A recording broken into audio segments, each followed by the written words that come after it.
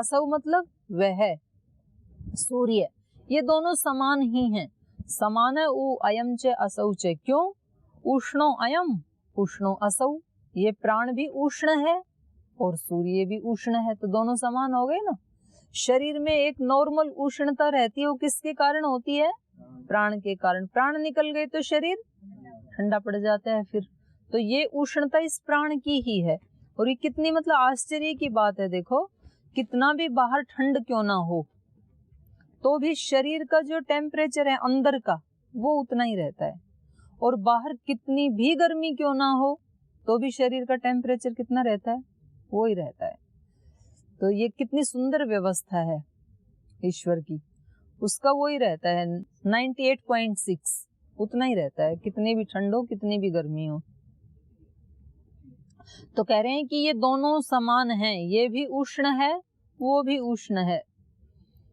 असौ च उष्णो अयम उष्णो, असौ स्वर इति इमम आचक्षते, और कहते हैं असौ, इस प्राण को स्वर इति इमम आचक्षते, स्वर भी कहते हैं ना कि अब इसका बायां स्वर चल रहा है, अब इसका दाहिना स्वर चल रहा है, तो स्वर मतलब क्या? प्राण। तो इस प्राण का एक नाम स्वर भी है। असौ स्वर इति इमम आचक्षते, प्राण को स्वर ये भी कहा जाता है। स्वर इति प्रत्यास्वर इति अमुम,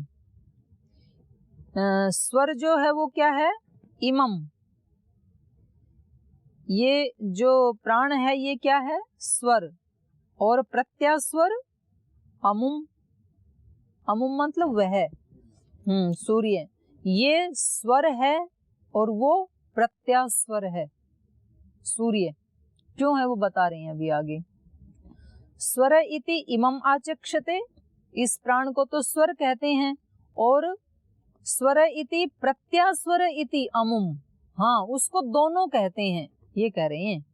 स्वर इति इमम आचक्षते, इसको तो प्राण को तो स्वर कहते हैं कि अब बायां स्वर चल रहा है दाहिना स्वर चल रहा है, और स्वर इति प्रत्यास्वर इति अमुम आचक्षते, सूर्य को स्वर और प्रत्यास्वर दोनों कहते हैं। क्यों कहते हैं ऐसा? क्योंकि ये जो स्वर है ये तो एक बार जब प्राण निकल जाता है तो फिर ये वापस लौट के नहीं आता है। एक बार यदि प्राण निकल गया शरीर से तो फिर ये वापस नहीं आता, इसलिए केवल इसको स्वर कहते हैं, प्रत्यास्वर नहीं कहते हैं। लेकिन कहते हैं सूर्य तो रोजाना चला जाता है लेकिन अगले दिन लौट आता है फिर रात्रि के बाद, इसलिए उसको स्वर भी कहते हैं और प्रत्यास्वर भी कहते हैं। स्वर इति इमम आचक्षते, स्वर इति प्रत्यास्वर इति अमुम, तस्मात् वा एतम इमम अमुम च उद्गीतम उपासीत, इसलिए यहाँ पिंड में एतम माने ये प्राण, और अमुम च, अमुम मतलब है सूर्य, इन दोनों को ही उद्गीत समझ करके उनकी उपासना करनी चाहिए। शरीर में प्राण की और ब्रह्मांड में सूर्य की, तो ये साक्षात ब्रह्म है हमारे सामने, प्राण और सूर्य। आगे, अथ खलु व्यानम एव उद्गीतम उपासीत, यद्वै प्राणीति स प्राणो, यद अपानीति सो अपानः, अथ यह प्राणापानयोः संधिः स व्यानो, यो व्यानः सा वाक्, तस्मात् अप्राणन् अनपानन् वाचम् अभिव्याहरति। अथ खलु व्यानम एव उद्गीतम उपासीत, और कह रहे हैं व्यान को भी उद्गीत समझ करके उसकी उपासना करनी चाहिए। क्यों? यद्वै प्राणीति स प्राणो, जो श्वास अंदर आता है, प्राणीति माने अंदर आना, जो श्वास या जो स्वर अंदर आता है उसको तो प्राण कहते हैं, स प्राणो। यद अपानीति सो अपानः, और जो प्राण बाहर जाता है उसको अपान कहते हैं। अथ यह प्राणापानयोः संधिः, और जो प्राण और अपान दोनों की संधि है उसको कहते हैं व्यानः। तो अब मतलब अलग अलग जो व्याख्या करना चाहते हैं ऋषि तो अलग अलग ही उसकी डेफिनेशन भी देते हैं। जैसे दूसरे प्रसंग में आपको मिलेगा व्याप्नोति इति व्यान, जो पूरे शरीर में व्याप्त है वो व्यान है। इन्होंने क्या कहा, प्राण और अपान दोनों की जो संधि है वो व्यान है। और उसका उदाहरण दिखा रहे हैं कि उसको कहाँ देख सकते हैं आप व्यान को, तो कहा यो व्यानः सा वाक्।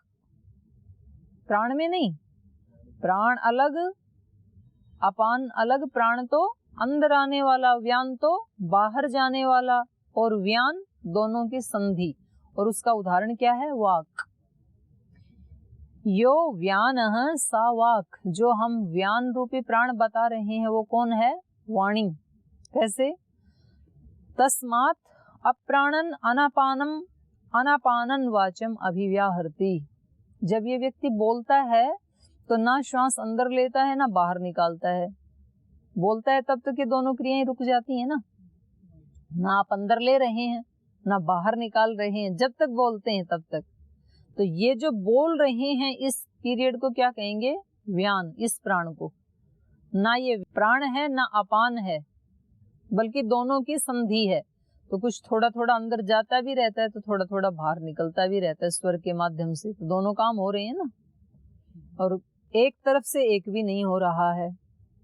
तो इसको कहेंगे तस्मात्, इसलिए अप्राणन, प्राण न लेता हुआ माने श्वास न लेता हुआ, अनापानन और श्वास को बाहर न निकालता हुआ, ना अंदर ले रहा है न बाहर निकाल रहा है, वाचम अभिव्याहरति, तभी बोल सकता है व्यक्ति। बोल तभी सकता है जब ना अंदर ले रहा है ना बाहर निकाल रहा है। जब अंदर ले रहा है तो बोलेगा कैसे, और जब बाहर निकाल रहा है तो बोलेगा कैसे। तो जब ना अंदर लेता है ना बाहर निकालता है तभी वो बोल सकता है। तो इसको कहा व्यान। और व्यान क्या है, वाक, वाणी। अब वाणी को ही क्या कहा, ऋक्। तो आगे चलिए, या वाक सा ऋक्, तस्मात् अप्राणन अनापानन ऋचम अभिव्याहरति, या ऋक् तत्साम, तस्मात् अप्राणन अनापानन साम गायति, यत्साम स उद्गीथ, तस्मात् अप्राणन अनापानन उद्गायति। कह रहे हैं जो वाक है वो क्या है, ऋक्। वाणी ही क्या है, ऋक् है। ऋक् मतलब ज्ञान, ज्ञान की प्रतिनिधि है। वाणी कुछ भी बोलेगी तो वो किसी ज्ञान को अभिव्यक्त कर रही है ना। तो या वाक सा ऋक्, तस्माद् अप्राणन अनापानम ऋचम अभिव्याहरति। इसलिए जब ये होता ऋचाओं का उद्गान करता है, ऊंचे स्वर से जब ऋचाओं को गाता है तो वो उस समय ना प्राण लेता है ना श्वास को बाहर निकालता है। तो वो स्थिति क्या होती है, अनप्राणन अन अपानन, ना श्वास लेता है ना बाहर निकलता। तभी तो ऋचा को गाएगा। आप गीत गाओगे तो श्वास लोगे तब कैसे गाओगे, और छोड़ते हुए भी कैसे गाओगे, दोनों स्थिति में नहीं गा सकते हैं।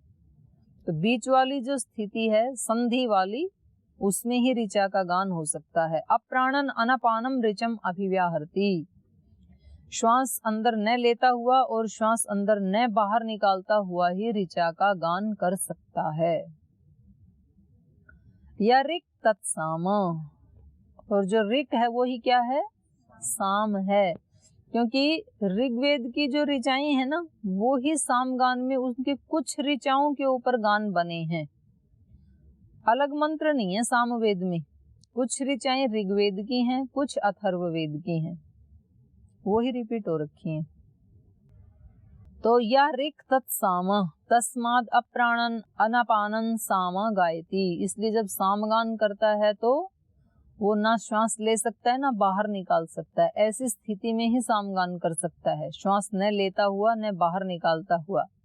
यत साम स उद्गीत है, और जो सामगान है वो ही क्या है, साम ही क्या है, उद्गीत। क्योंकि साम की ऋचा के माध्यम से जिसकी आप स्तुति उपासना प्रार्थना कर रहे हैं वो कौन है? उद्गीत। यत् साम स उद्गीत तस्मात् अप्राणन अनपानन उद्गीतम। इसलिए जब ये उद्गीत का गान करता है, ऊंचे स्वर से जब ओंकार का उच्चारण करता है, तो ये ना श्वास अंदर लेता है ना बाहर निकालता है, तभी वो संभव है उसका ओंकार का उच्चारण। तो तस्माद अप्राणन अनपानन उद्गायति। आगे, अतो यानि अन्यानि वीर्यवन्ति कर्माणि यथा अग्नेर्मंथनम आजेह शरणम दृढ़स्य धनुषः आयमनम अप्राणन अनपानम तानि करोति एतस्य हेतोः व्यानमेव उद्गीतम उपासीत। और कह रहे हैं इनसे अतिरिक्त ये तो कुछ क्रियाएं बताई, साम का गान करना, ऋचाओं का गान करना और वाणी से बोलना, ये अनप्राणन अनापानन होती हैं, ये क्रियाएं व्यान से होती हैं, ये व्यान की स्थिति में।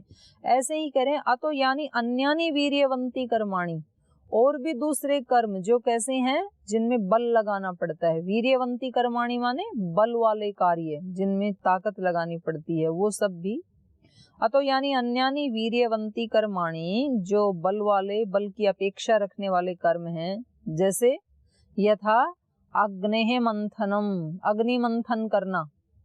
अभी तो आप तुरंत दिया सलाई जला लेते हो तो अनुभव नहीं है, तो कभी मथ के देखना उसको। पहले तो उसको रगड़ के निकालते थे ना, तो बड़ी मुश्किल से निकलती है। उधर हमने एक बार देखा था, नारनौल में एक यज्ञ कर रहे थे, तो वो कम से कम 2 घंटे तक रगड़ते रहे उसको, चिंगारी निकली नहीं। बहुत ताकत लगती है। वो विशेष प्रकार की लकड़ी होती है, अरणी, किसी भी लकड़ी से भी नहीं निकलेगी। वो एक स्पेशल लकड़ी होती है, तो उसको घिसना होता है। जैसे वो बिलोते हैं ना दूध, ऐसे होती है वो। नीचे एक लकड़ी है, फिर उसके बीच में एक वो रई जैसे ही होता है, जैसे रई नीचे से थोड़ी सी नुकीली होती है ना, ऐसे होता है। उसमें छेद होता है इस नीचे वाली में थोड़ा सा, उसमें उसको लगा के उसके दोनों साइड में रस्सा बांध के और ऊपर से भी उसको दबा के रखते हैं, ऐसे ऐसे ऊपर नीचे 2, फिर बीच में एक रई जैसी। अब उसको खींचते हैं जोर से, तो नीचे से फिर कभी बहुत गर्म हो जाए तब स्पार्किंग होती है।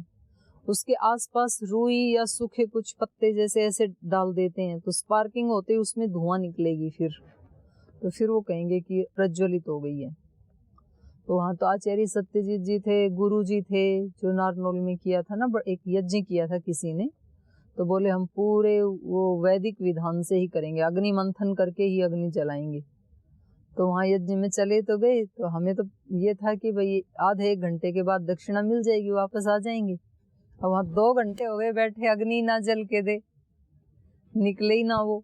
तो थोड़ी सी गीली लकड़ी थी, शायद बारिश जैसा मौसम था। तो फिर लास्ट में गुरुजी मथने लगे, गुरुजी में ताकत थी, तो जोर जोर से रगड़ के तब वो निकली, तो बड़ी जान में जान आई। फिर चिंगारी से निकल के वो रुई आदि रखते हैं, वो उसमें लग जाती है, फिर वहां से उठा के उसमें डालते हैं हवन कुंड में। तो इसलिए यहाँ इन्होंने उसका वीर्यवंती कर्माणी में सबसे पहले उसका उदाहरण दिया है। यथा अग्नेर मंथनम, जैसे अग्नि का मंथन करना। आजे है शरणम, युद्ध में सरपट दौड़ना, जल्दी से कहीं युद्ध हो रहा हो तो व्यक्ति हक्का बक्का भूल जाता है कि इधर जाऊं इधर उधर, ऐसे घूमे इतनी देर में तो मार देगा शत्रु। तो युद्ध में आगे भागना, सरकना, वो बड़ा कठिन काम होता है। अब आजकल वो युद्ध होते नहीं है, तब तो होते थे, इसलिए इन्होंने उसका उदाहरण दिया। यथा अग्नेर मंथनम आजेह शरणम दृढ़स्य धनुष आयमनम, दृढ़ धनुष को मोड़ना, जैसे श्री राम जी ने मोड़ा था ना, तो वो भी बड़ा बल का काम होता है। बड़े बड़े राजा महाराजाओं से मोड़ा ही नहीं गया और उन्होंने तुरंत उसकी प्रत्यंचा तान दी। श्री राम जी ने, तो ये भी बल का काम है। तो बल की ऐसे परीक्षा ली जाती थी पहले। शारीरिक बल की भी परीक्षा होती थी और उसको वो मिलता था, मतलब सुयश मिलता था। अभी भी करते हैं, कुछ कुश्ती आदि करते हैं ना मोटे पहलवान, लेकिन तो भी उसका प्रचलन कम है अभी, पहले ज्यादा था। पहले तो हर गांव में एक वो होता था अखाड़ा, तो कुछ लोग होते थे गांव में जो पहलवानी करने वाले, अभी नहीं है वो। खान पान जो है ना वो बल वाला है नहीं अभी, तो इसलिए ये कह रहे हैं दृढ़स्य धनुषः आयमनम। तो ये सारे काम कैसे होते हैं? अप्राणन अनापानन तानि करोति, इन सारे कार्यों को श्वास लेते हुए श्वास छोड़ते हुए नहीं करता, बल्कि व्यान की स्थिति में, दोनों की संधि में, दोनों की संधि होती है वो प्राण और अपान की, श्वास और प्रश्वास की। तो इस संधि में तानि करोति, इन सारी क्रियाओं को करता है। एतस्य हेतो, इस कारण से व्यानम एव उद्गीतम उपासित, इस व्यान को ही उद्गीत मान करके इसकी उपासना करनी चाहिए। अथ खलु उद्गीत अक्षराणि उपासित उद्गीत इति प्राण एव उत प्राणेन ही उत्तिष्ठति। वाग गीहि, वाचो है गिर, इति आचक्षते। अन्नम थम, अन्ने ही इदम सर्वम स्थितम। कह रहे हैं अब अथ खलु उद्गीत अक्षराणि उपासित उद्गीत इति, उद्गीत जो अक्षर है, इस अक्षर को ही उद्गीत मान करके इसकी उपासना करें। जैसे ओम एक अक्षर भी है और ओम उस अक्षर का अर्थ भी है, तो यहाँ उद्गीत एक अक्षर है और एक उस उद्गीत का अर्थ है। तो यहाँ अक्षर को ही उद्गीत मान करके उसकी उपासना कैसे करें? तो उसको 3 भागों में बांट दिया, उत गी थ, 3 हो गए ना। तो कह रहे हैं इसमें जो उत प्राण है, प्राण एवं उत, ये जो प्राण है ये ही उद्गीत का उत है। उत मतलब ऊपर उठना, उसी से उत्तर भी बना है, तो उत माने ऊपर, तो इसलिए कहा उत एव प्राणः प्राणेन ही उत्तिष्ठति। कोई ऊपर उठता है, चाहे शारीरिक रूप से, मानसिक रूप से, आत्मिक रूप से, तो वो किसके माध्यम से उठता है? प्राण के माध्यम से उठता है। तो ऊपर उठने की क्रिया किसके कारण से होगी? प्राण के माध्यम से। किसी को वोमिट भी करनी है, खाया पिया ऊपर से निकालना है, तो भी प्राण के माध्यम से ही होगा। तो ऊपर उठना जो है, या किसी को पहाड़ पे चढ़ना है वैसे, या कोई छोटा बच्चा उस ऊपर बढ़ेगा, तो ये सारी क्रियाएं ऊपर उठना क्या होगा? प्राण से। इसलिए कहा प्राण एव उत प्राणेन ही उत्तिष्ठति। उद्गीत में जो प्राण है ये ही उत अक्षर का प्रतिनिधि है, क्योंकि प्राण से ही ऊपर उठा जाता है। और उत के बाद उद्गीत, गी आया, उत के बाद उत गी थ, तो गी क्या है? वाग गीर, वाणी ही क्या है? गी। उद्गीत का गी अक्षर जो है वो क्या है? वाणी। वाणी गी अक्षर का प्रतिनिधि है। वाग गीहि, वाचो है गिर इति आचक्षते, वाणी को ही गिरा कहते हैं ना, वाणी का एक वो पर्यायवाची शब्द है गिरा। और वैसे भी कई शब्दे, गई धातु है वो शब्द अर्थ में आती है, कई धातु भी शब्द अर्थ में आती है जी। तो इसलिए कहा वा गीर, वाचो है गिर इति आचक्षते। उद्गीत में जो गी है वो क्या है? वाणी। उत क्या है? प्राण। प्राण और वाणी, तभी तो उद्गान ऊंचा गाया जाएगा, तो उसमें दोनों चीज चाहिए ना, प्राण भी चाहिए और वाणी भी चाहिए।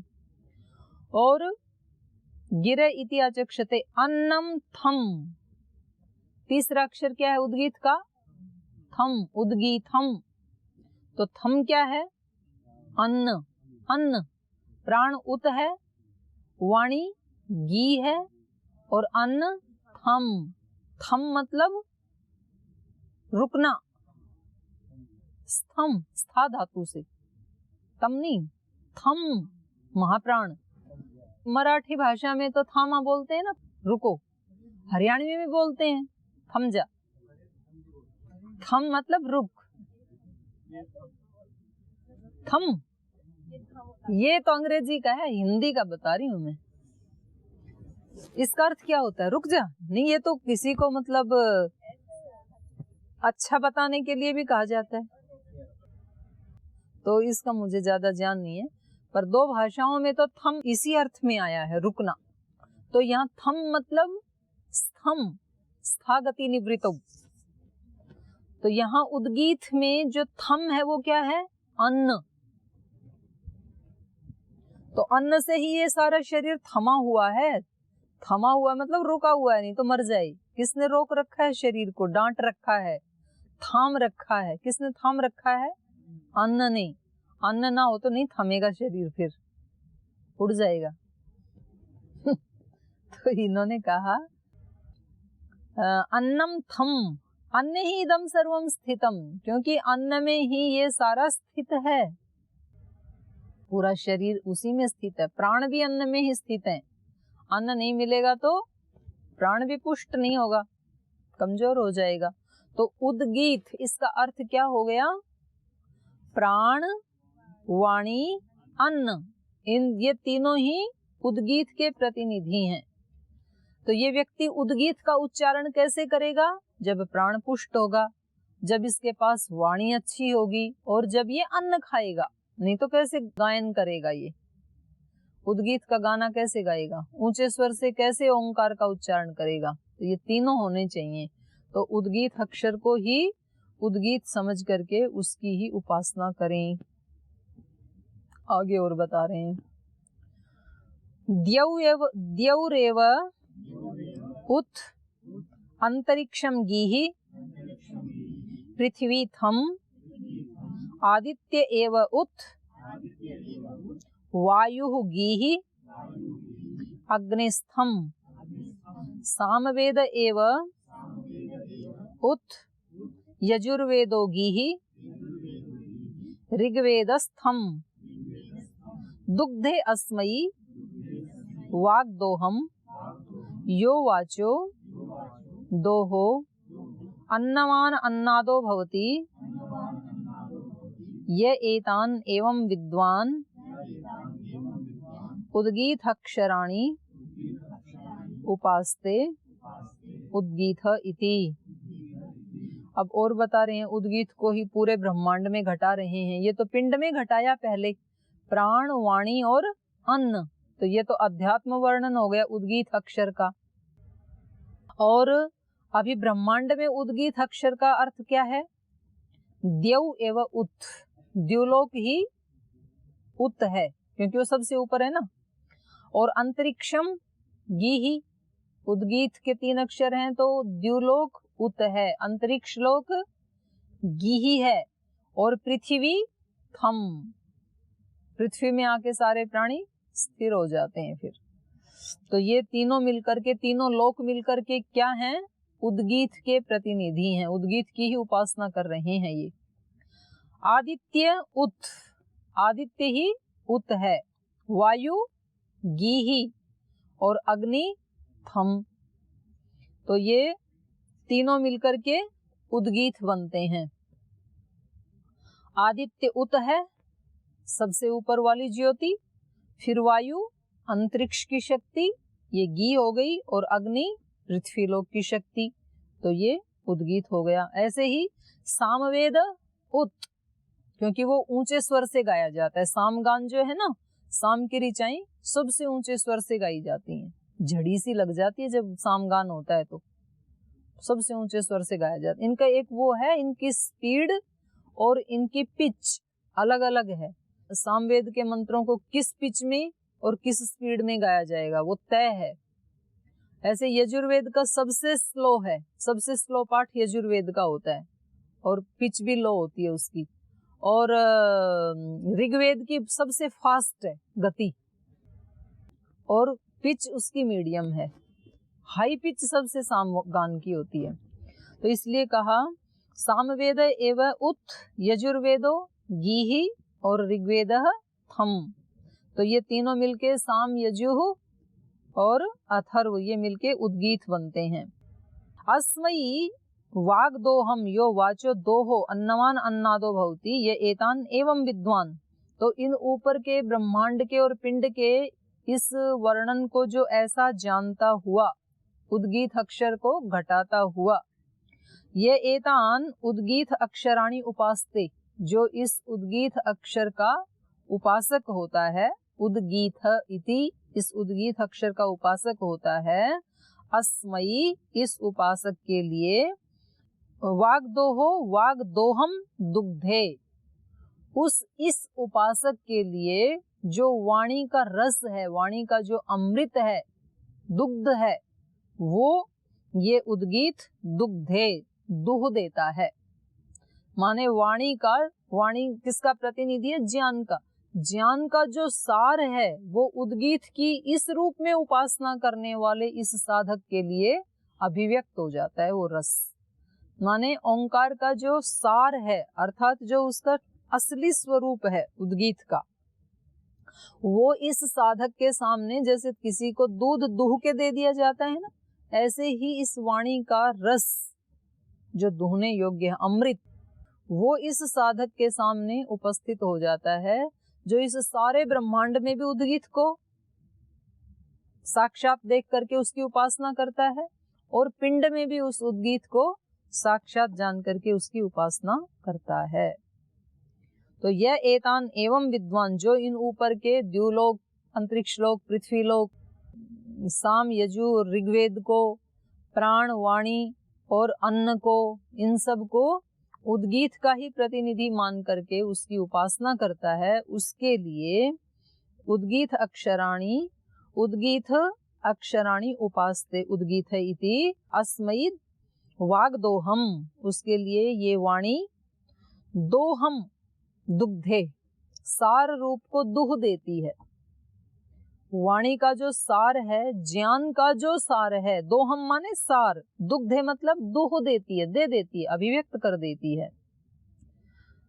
तो अन्नवान अन्नादो भवति, तो ये साधक अन्नवान और अन्नाद, अन्नवान माने अन्न वाला, अन्नाद मतलब अन्न को खाने वाला, ऐश्वर्य और ऐश्वर्य का भोक्ता बन जाता है, जो इस रूप में पूरे ब्रह्मांड में उद्गीत की उपासना करता है। तो इसकी 2-3 ऋचाएं बची हैं, इसको कल करेंगे, फिर अभी समय हो गया।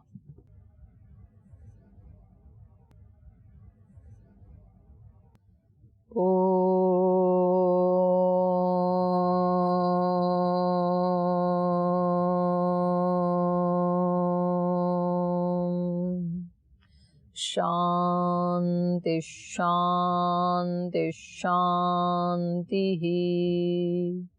श्री गुरुभ्यो नमः।